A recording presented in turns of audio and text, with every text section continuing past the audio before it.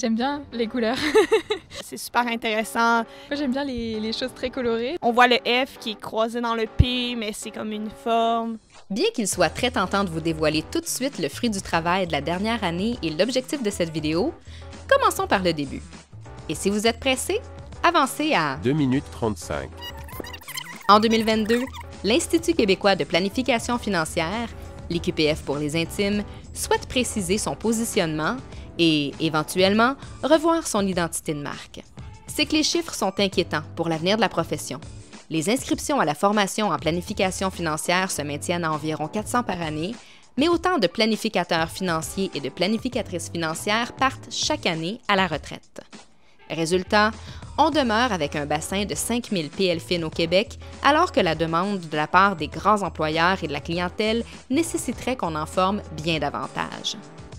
Qu'est-ce qui cloche? Les professions en finance traînent encore des vieux préjugés.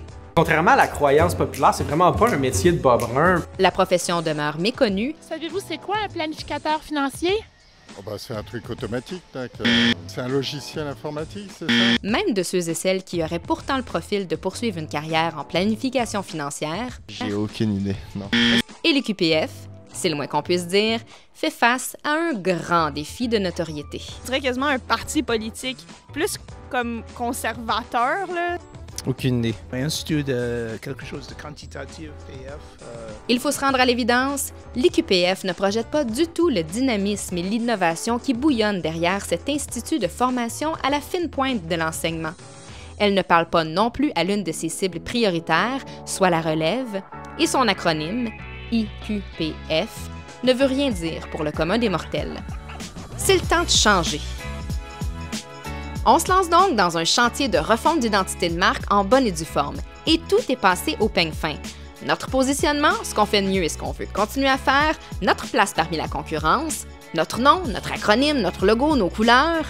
On réalise qu'il est facile de se perdre dans une mer de logos bleus ton sur ton, en particulier au Québec, qu'en cessant d'utiliser un acronyme qui ne parle qu'aux initiés et qu'en nommant les choses comme elles sont, on se donnerait peut-être une chance d'aller à la rencontre de plus de gens.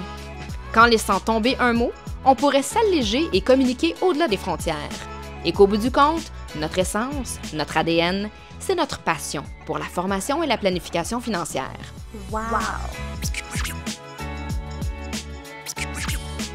On veut la démocratiser, que tous les Québécois et toutes les Québécoises puissent être accompagnés dans la réalisation de leurs rêves et de leurs projets et que tous les jeunes puissent rêver exercer cette profession un jour.